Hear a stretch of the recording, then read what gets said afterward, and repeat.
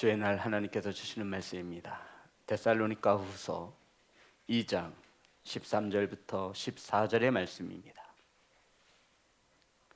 제 성경책으로 신약성경 335면에 있습니다. 데살로니가 후서 2장 13절부터 14절의 말씀입니다. 다 함께 찾으셔서 한 목소리로 우리 합독하여 올리겠습니다. 시작. 주께서 사랑하시는 형제들아, 우리가 항상 너희에 관하여 마땅히 하나님께 감사할 것은 하나님이 처음부터 너희를 택하사 성령의 거룩하게 하심과 진리를 믿음으로 구원을 받게 하심이니, 이를 위하여 우리의 복음으로 너희를 부르사 우리 주 예수 그리스도의 영광을 얻게 하려 하심이니라. 아멘. 기도하겠습니다. 하나님, 말씀을 선포합니다. 이 연약한 종을 붙들어 주셔서 하나님의 말씀이 바르게 선포되어질 수 있도록 새 힘을 더하여 주옵소서. 아버지, 사랑하는 성령들 말씀을 받습니다. 하나님의 음성으로 듣게 하시고 말씀이 들려질 때마다 하나님 은혜를 더하여 주옵소서. 우리의 생각과 우리의 삶이 변화되어지게 하시며 우리가 주 앞에 온전한 믿음을 가지고 설 수 있도록 성령님 역사하여 주옵소서. 예수님의 이름으로 기도드렸습니다. 아멘. 앞으로만 인사 나누겠습니다. 사랑합니다. 축복합니다. 오늘 함께 은혜 나누실 말씀의 제목은 마땅히 감사할 것은, 따라하겠습니다. 마땅히 감사할 것은. 이 본문은 사도 바울이 데살로니가 교회와 성도들에게 편지를 쓴 것입니다. 당시 데살로니가 교회는 거짓과 이단 교사들에 의해서 몸살을 앓고 있었습니다. 주 예수 그리스도의 복음이 혼합되어져 이단들이 들어와서 데살로니가 성도들을 미혹하게 하였고 복음을 떠나게 하였습니다. 이것 하나만으로도 교회는 충분히 힘들었을진데, 이때 로마라고 하는 강력한 힘을 가진 나라가 예수님을 믿는 그리스도인들을 핍박하던 시대였습니다. 이들은 신앙을 지키기 위하여 카타콤이라에서 땅속으로 들어가 그들의 믿음과 신앙을 지켜나가던 때였습니다. 이러한 때에 사도 바울에게 데살로니가 교회 성도들이 믿음과 신앙을 잘 지키며 살아간다라고 하는 그 힘든 여건과 환경 속에 굴하지 않고 그들의 믿음이 성장하고 있다라고 하는 소식을 듣고 이 데살로니가 후서를 기록하여서 데살로니가 교회와 성도들에게 보낸 것입니다. 성도 여러분, 예수님을 믿는다라고 하는 이유 하나만으로 모든 재산을 빼앗기고 그들은 핍박을 받고 옥에 갇혀야 했으며 모진 고문을 당하여야 했습니다. 그런 시대에, 그런 환경 가운데 이 데살로니가 교회들은, 성도들은 신앙을 잃지 않았습니다. 그리고는 그들에게 사도 바울이 말합니다. 너희들에게 감사할 것이 있다. 우리 그리스도인들은 마땅히 하나님께 감사할 것이 있다. 성도 여러분, 마땅히가 어떤 뜻이죠? 마땅히, 당연히. 성도 여러분, 마땅히 하나님께 감사할 것은 우리 본문의 말씀입니다. 13절 다 같이 합독합니다. 시작. 주께서 사랑하시는 형제들아, 우리가 항상 너희에 관하여 마땅히 하나님께 감사할 것은 하나님이 처음부터 너희를 택하사 성령의 거룩하게 하심과 진리를 믿음으로 구원을 받게 하심이니. 아멘. 너희들이 형편과 환경이 어렵지만 나는 너희들의 신앙을 보고 마땅히 감사할 것을 찾았노라. 너희들이 어렵고 힘들지만 이단과 거짓 교사들이 들어와서 너희들의 영을 혼잡하게 하고 교회를 어렵게 하지만, 예수님을 믿는다라고 하는 이유로 너희들이 고통 가운데 있지만 너희들 또한 마땅히 하나님께 감사할 것이 있다라는 겁니다. 마땅히가 무슨 뜻이라고요? 주의 종이 성도들과 주먹질하고 큰 소리로 싸우면 돼야 안 돼요? 돼요? 돼요 안 돼요 성도 여러분? 정확히 얘기해 보세요. 최준현 집사님, 목사가 성도랑 싸우면 돼야 안 돼요? 안 돼요. 자, 말씀을 찾습니다. 디모데후서 2장 24절.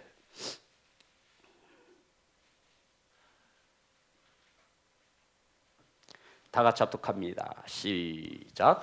주의 종은 마땅히 다투지 아니하고 모든 사람에 대하여 온유하며 가르치기를 잘하며 참으며. 주의 종은 성도들과 싸우지 않는 것이 마땅하고 당연한 일입니다.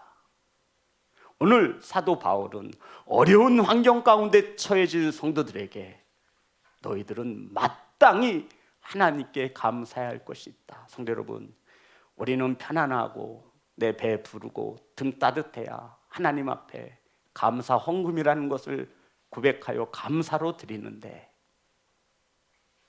사도 바울은 어려운 환경 가운데 있을지라도 마땅히 하나님께 감사할 것은, 아멘.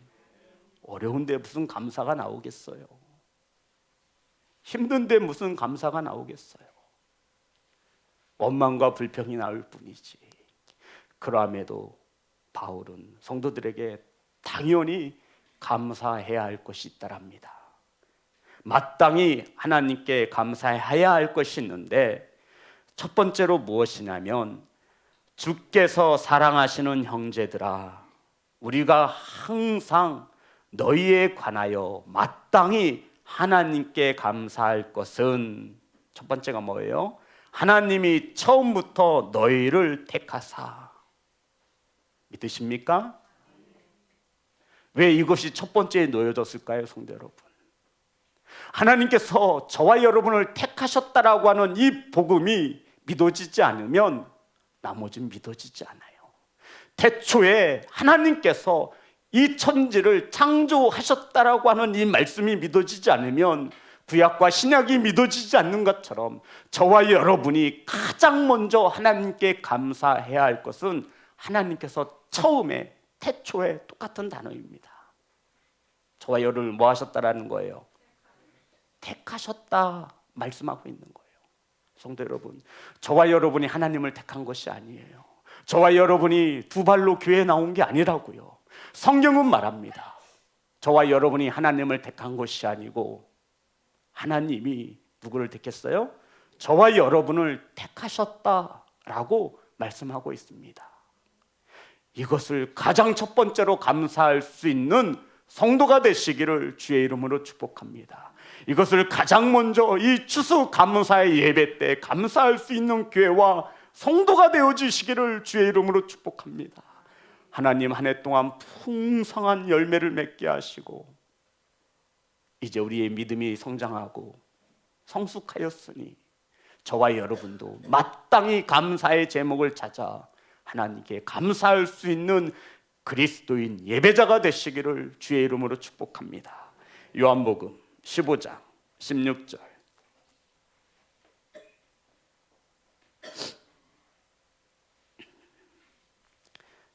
다 같이 합독합니다. 시작. 너희가 나를 택한 것이 아니요 내가 너희를 택하여 세웠나니. 아멘.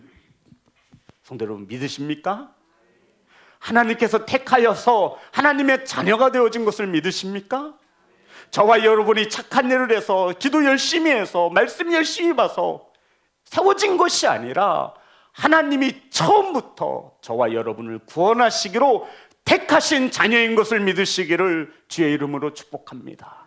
이 감사는 저와 여러분이 어려운 환경에 있다 해서 흔들리지 않는다라는 거예요. 변하지 않는다라는 거예요, 성도 여러분. 오늘 이후로 저와 여러분의 감사의 제목 중에 가장 큰 비중을 차지하는 것은 하나님께서 자녀 삼아 주신 것을 감사할 수 있는 교회와 성도가 되시기를 주의 이름으로 축복합니다. 자, 두 번째, 마땅히 하나님께 감사할 것은 하나님이 처음부터 너희를 택하사 성령에 거룩하게 하심과 저와 여러분을 성령으로 말미암아 거룩하게 하셨다라는 겁니다. 성도 여러분, 하나님이 택하셨는데 거룩하게 살아가지 못하는 이들이 너무나 많잖아요. 그런데 사도 바울은 말합니다. 이 어려운 가운데에도 너희들이 마땅히 하나님께 감사해야 할 것은 하나님께서 처음부터 너를 택하지 않았느냐. 그리고는 성령을 부어주셔서 너희들을 뭐하게 했다라는 거예요? 거룩하게 하셨다라는 거예요. 성도 여러분, 거룩은 성령과 뛸래야 뛸 수가 없는 것입니다. 저와 여러분의 삶이 세상의 사람들과 거룩이 구별되다는 뜻이에요. 구별되다. 구별되지 못하다면 저와 여러분이 성령의 충만함을 받기 위하여 몸부림쳐야 합니다. 고린도전서 6장 11절.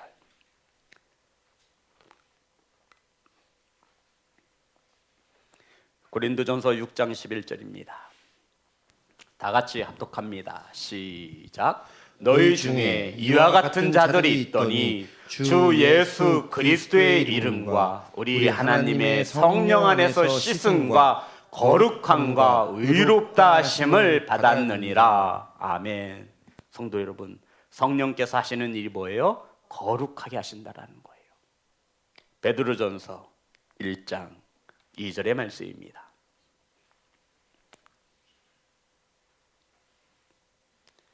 베드로전서 1장 2절 다 같이 합독합니다. 시작. 곧 하나님 아버지의 미리 하심을 따라 성령이 거룩하게 하심으로. 아멘. 성도 여러분, 성령께서 임하셔서 저와 여러분을 하나님의 자녀로 거룩히 삼아주신 것을 감사할 수 있는 교회와 성도가 되시기를 주의 이름으로 축복합니다. 자, 세 번째입니다. 마땅히 하나님께 감사할 것은 하나님이 처음부터 너희를 택하사 성령에 거룩하게 하심과 진리를 믿음으로 구원을 받게 하심이니. 세 번째가 뭐예요? 진리를 믿음으로. 진리가 누구예요? 예수 그리스도를 믿음으로 무엇을 받게 하셨대요? 구원을 받게 하셨으니 이것은 환경이 어렵다 하여 사라지는 감사가 아니라 어렵다 할지라도 성도들이 마땅히 당연히 감사해야 할 것임을 우리에게 교훈하고 있는 것입니다. 사랑하는 성도 여러분, 하나님께서 저와 여러분을 처음부터 택하셨습니다. 아멘. 성령을 부어주셔서 거룩하게 하시고 예수 그리스도를 믿게 하심으로 저와 여러분들이 하나님의 천국 백성 되어진 것을 믿으시기를, 이것에 대하여 마땅히 감사하는 교회와 성도가 되시기를 주의 이름으로 축복합니다. 성도 여러분, 누가 저와 여러분을 택하시고 부르셨을까요? 하나님이시죠. 고린도전서 1장 9절입니다.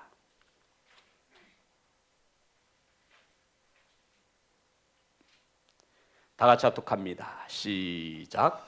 너희를 불러 그의 아들 예수 그리스도 우리 주와 더불어 교제하게 하시는 하나님은 미쁘시도다. 저와 여러분을 누가 부르셨어요? 하나님이 부르셔서 뭐하게 하시려고요? 하나님과 교제, 예배하게 하시려고. 성도 여러분, 우리 한번 정리해 봅시다. 우리가 하나님께 마땅히 당연히 감사해야 할 것은 첫 번째, 하나님께서 우리를 처음부터 택하시고. 아멘. 두 번째, 성령으로 거룩하게 하시고. 세 번째, 진리가 누구라고요? 예수 그리스도를 믿게 하셔서 구원받게 하신 것에 대하여서는 저와 여러분이 마땅히 하나님께 감사해야 한다라고요. 당연한 것입니다. 당연한 것을 당연한 것으로 여겨 감사할 수 있는 성도가 되시기를, 그리스도인이 되시기를 주의 이름으로 축복합니다.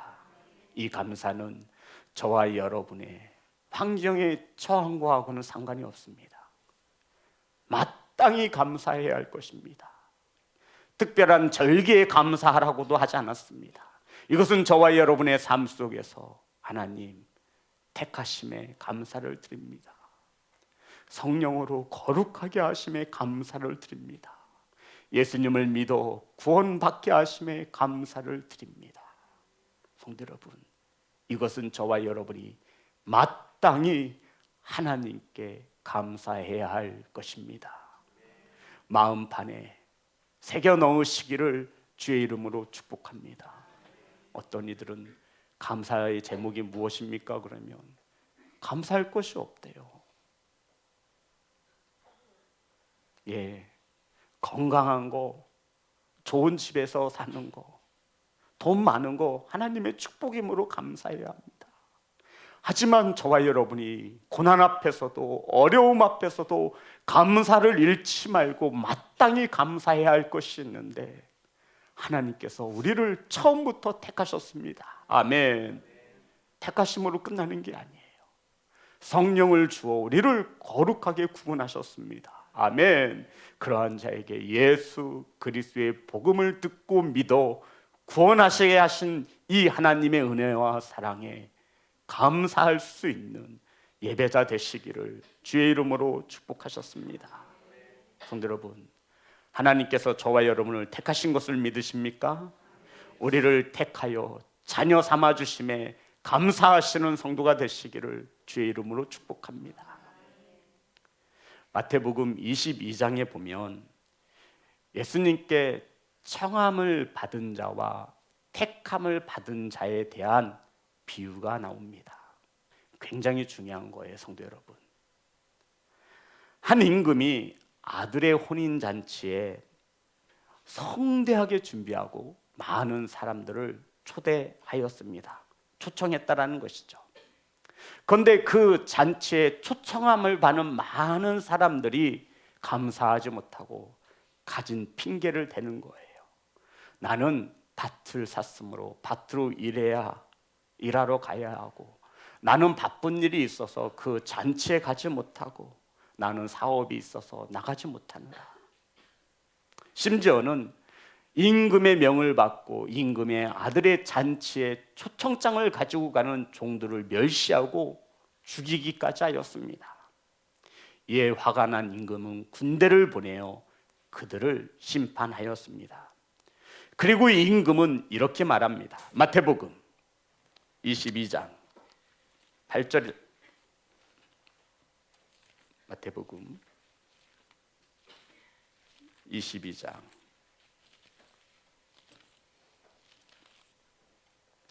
8절부터 10절의 말씀입니다.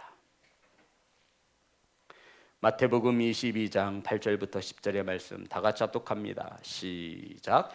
이에 종들에게 이르되 혼인잔치는 준비되었으나 청한 사람들은 합당하지 아니하니 내거리 길에 가서 사람을 만나는 대로 혼인잔치에 청하여 오라 한데 종들이 길에 나가 악한 자나 선한 자나 만나는 대로 모두 데려오니 혼인잔치에 손님들이 가득한지라. 아멘. 성도 여러분, 중요한 게 무엇이냐면 혼인잔치는 이미 뭐 되었다라는 거예요?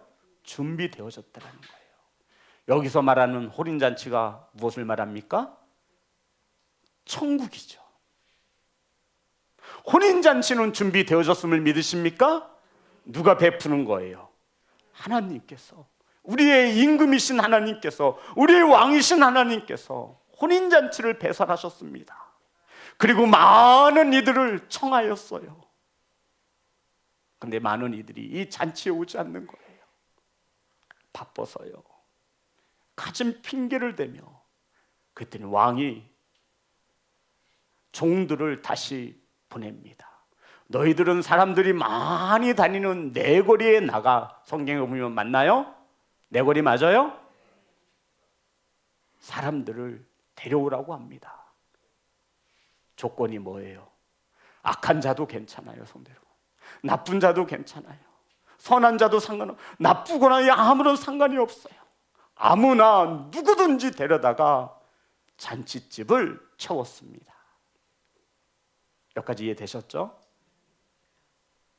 자, 22장 10절 마태복음 다시 한번 2절만 볼게요. 마태복음 22장 10절 다 같이 합독합니다. 시작. 종들의 길에 나가 악한 자나 선한 자나 만나는 대로 모두 데려오니 혼인잔치에 손님들이 가득한지라. 종들은 주님의 임금의 명령에 따라 사람이 많이 다니는 내거리에 나아가서 임금의 아들 혼인잔치에 자격도 없는 나쁜 사람들도 좋은 사람들도 누구든지 만나는 대로 남녀노소 구분하지 아니하고 임금의 아들의 혼인잔치에 초청하였습니다. 그랬더니 손님들이 가득한지라. 근데 문제가 생겼어요, 성도 여러분. 청함을 받고 임금의 아들의 혼인잔치에 모든 사람들이 예복을 입고 왔는데 예복을 입지 않은 한 사람이 혼인잔치에 온 것입니다. 자, 성경을 보겠습니다. 11절 다 같이 합독합니다. 시작. 임금이 손님들을 보러 들어올새 거기서 예복을 입지 않은 한 사람을 보고 이르되 친구여 어찌하여 예복을 입지 않고 여기 들어왔느냐 하니 그가 아무 말도 못하거늘 임금이 사환들에게 말하되 그 손발을 묶어 바깥 어두운 데 내던지리라. 거기서 슬피 울며 이를 갈게 되리라. 여기서 어두운 데 내던진다라는 것은 어두운 감옥에 가두라고 말씀하신 것입니다. 자, 그럼 우리는 여기서 한 가지 의문점이 들죠. 아니, 나쁜 사람이든 좋은 사람이든 만나는 대로 잔치집에 임금의 아들의 잔치집에 초청하여 손인잔치에 데려왔더니 지금 어떤 사람을 예복을 입지 않은 사람을 감옥에 가두라는 것입니다. 아니, 누구든 오라고 초대해놓고 그렇잖아요, 성도 여러분. 근데 여기에 보면 예복을 입지 않은 몇 사람? 한 사람. 당시 이 유대의 관습을 보면 잔치에 갈 때에는 꼭 예복을 입어야 그 잔치에 참여할 수 있습니다. 이 사람이 초청함을 받다니 몰랐던 사람이 아니에요. 예복을 입지 않으면 그 초청을 한 그 상대방에게 모멸감을 주는 겁니다. 간혹 가다가 우리 아들 귀한 딸의 결혼인데 좀 와주십시오 하는데 예복을 입지 않고 와요. 그런 사람들은 대부분 이거예요. 초청을 한 사람과 원수지간이에요. 저주하는 겁니다. 이 혼인잔치 빠사져라. 이런 뜻으로 예복을 입지 않고 나가는 겁니다. 그런데 지금 누구의 혼인잔치예요? 임금의 아들의 혼인잔치에 감히, 아니 친척이 불러줘도 예복을 갖추고 나가야 되는데 임금의 혼인잔치에 초청함을 받았는데 예복을 입지 않았다? 이것은 임금이 봤을 때 나를 모멸하는 겁니다. 나에게 반기를 드는 것입니다.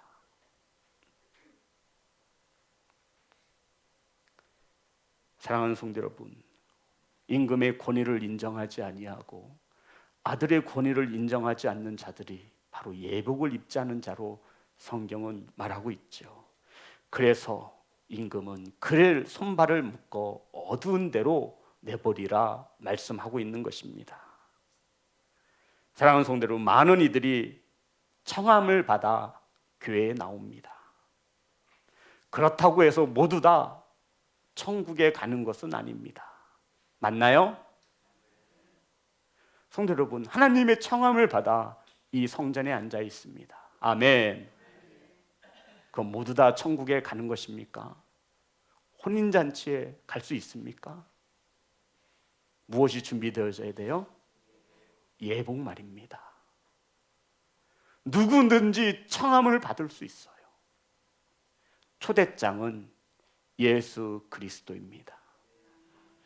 누구든지 청함을 받되 누구든지 복음을 들을 수 있어요.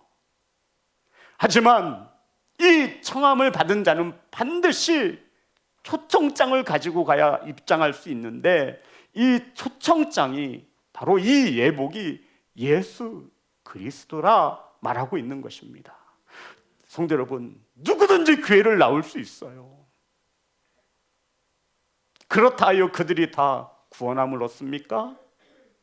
그러면 얼마나 좋겠어요. 그래서 주님은 내가 곧 길이요 진리요 생명이니 나로 말미암지 않고는 누구에게 갈 자가 없다, 올 자가 없다. 아버지에게로 예수 그리스도를 통하여서만 아버지 앞에 나아갈 수 있는 것입니다. 아멘. 많은 사람들이 청함을 받습니다. 하지만 택함을 받은 자는 많지 않습니다. 제 말이 아니라 요한복음, 마태복음 22장 14절의 말씀입니다. 다 같이 합독합니다. 시작. 청함을 받은 자는 많되 택함을 입은 자는 적으니라. 아멘. 사랑하는 성도 여러분, 청함은 누구든지 받을 수 있어요. 하지만 택함은 많지 않습니다.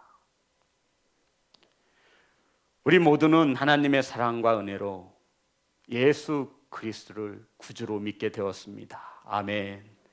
그러므로 누구든지 예수 그리스도를 나의 구주로 믿으면 하나님의 자녀가 되어지고, 아멘, 하나님의 나라 천국 백성이 되어지는 것입니다. 예수님을 믿으면 우리는 당연히 하나님을 아저씨라고 부르지 않아요. 하나님을 뭐라고 불러요? 아버지, 나의 아버지.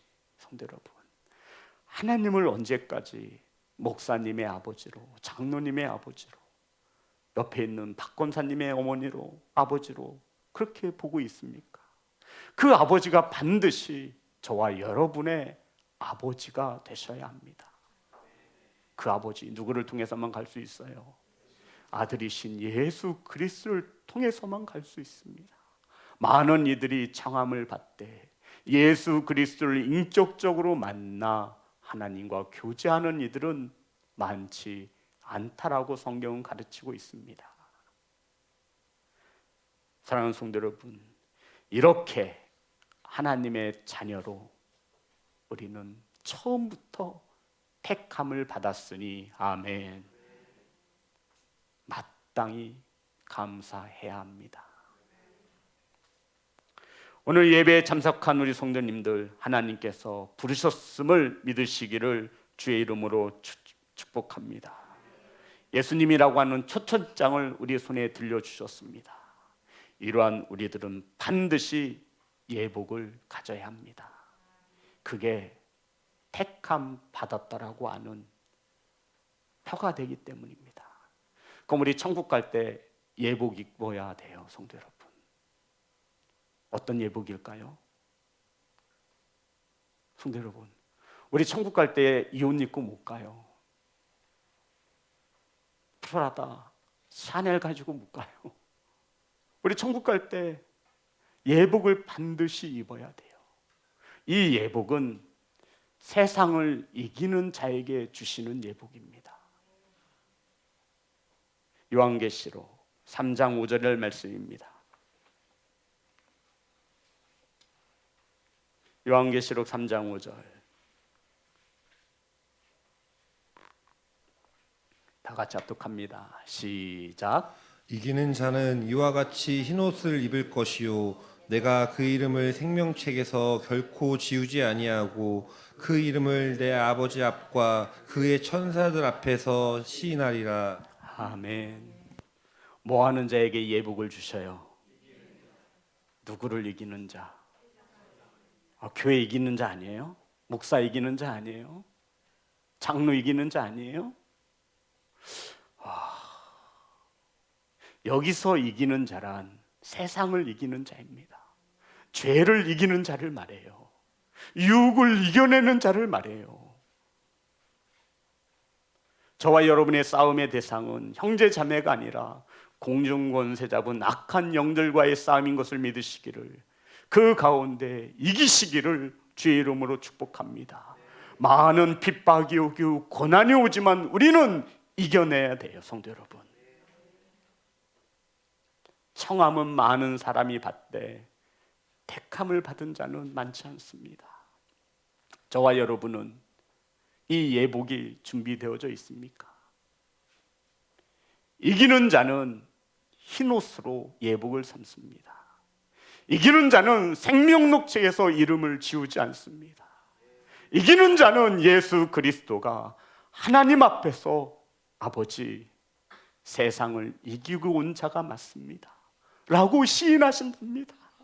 이기는 자는 하나님의 나라에서 입는 옷부터 다른 것을 믿으십니까? 이기는 자에게 주시는 이 옷을 입지 못하면 우리는 지옥으로 갈 수밖에 없습니다. 청함을 받은 자는 많되 택함을 받은 자는 많지 아니하니. 성도 여러분, 벌써 1년이라는 시간 중에, 세월 중에 2달만을 남겨놓고 있습니다.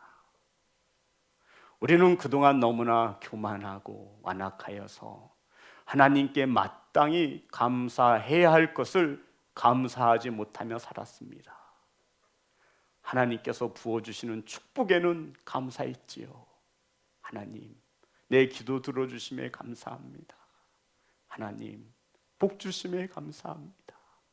하지만 내 삶 가운데 어려운 고난이 왔을 때, 내 자녀들이 속을 썩일 때, 내 사업장이 힘들어질 때, 내 가정이 평안하지 못할 때, 사람과 사람과의 관계 속에서 힘들어할 때,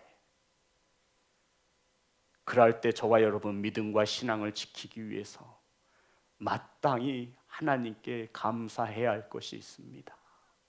기억하십시오. 하나님께서 저와 여러분을 처음부터 택하셨습니다. 아멘. 성령을 주어 부어주셔서 저와 여러분을 거룩하게 구분하셨습니다. 아멘. 이런 저와 여러분에게 예수 그리스도의 복음을 듣게 하시고 믿게 하시고 하나님의 자녀로 구원하셨습니다. 그러니 이러한 하나님의 은혜를 입은 저와 여러분, 하나님께 감사함이 마땅한 것입니다. 그 감사를 회복하는 귀하고 복된 성도가 되시기를 주의 이름으로 축복합니다. 그리고는 이렇게 말합니다. 이 감사를 어려운 가운데에서도 마땅히 하나님께 감사하고 싶거든 이렇게 하라고 결론을 내리죠. 15절입니다. 데살로니가전서 2장 15절. 다 같이 합독합니다. 시작. 그러므로 형제들아, 굳건하게 서서 말로나 우리의 편지로 가르침을 받은 전통을 지키라. 저를 보십시오, 성도 여러분. 굳건하게 서라는 것입니다. 따라합니다. 굳건하게 서서. 성도님, 여기서 굳건하게 선다라는 것은 어떤 말씀일까요? 이런 뜻을 가지고 있어요. 우리 성도 여러분, 한 발로 서는 것이 굳건하게 서요? 양쪽 두 발로 서는 것이 굳건하게 서요? 양쪽 두 발로 서라는 거예요. 이게 굳건하게 서는 것입니다. 지금 사도 바울이 말하고 있는 거죠. 한쪽 발은 세상에 두지 말고 양쪽 발 모두 다 하나님의 은혜 가운데 두라는 말씀입니다. 이게 굳건히 서는 거예요. 한쪽 발이 빠져 있으면 바람이 불어오면 흔들리게 되어 있습니다. 유혹이 찾아오면 한쪽 발로는 버틸 수 없다고요, 성도 여러분. 양발로 굳게 서서 흔들리지 않도록 하라고 말하고 있는 거예요. 저와 여러분의 몸과 마음은 한 곳에 서 있습니까? 저와 여러분의 믿음은 굳건히 서 있습니까? 사랑하는 성도 여러분, 어려운 환경 가운데 있더라도 하나님의 택함 받은 것을 감사할 수 있는 성도, 성령을 부어주셔서 거룩한 자녀 삼아 주신 것을 감사할 수 있는 성도, 예수 그리스도의 복음이 들려져 믿음 주셔서 하나님의 자녀되게 하신 것을 감사할 수 있는 성도, 이러한 성도는 굳게 서 있어야 합니다. 두 발로, 한쪽 발 이제 가지고 오세요. 세상에 있던 발, 죄 속에 있던 발 거두셔서 두 발로 하나님 앞에 굳게 서시기를 주의 이름으로 축복합니다. 우리 하나님께 찬양하여 올리겠습니다.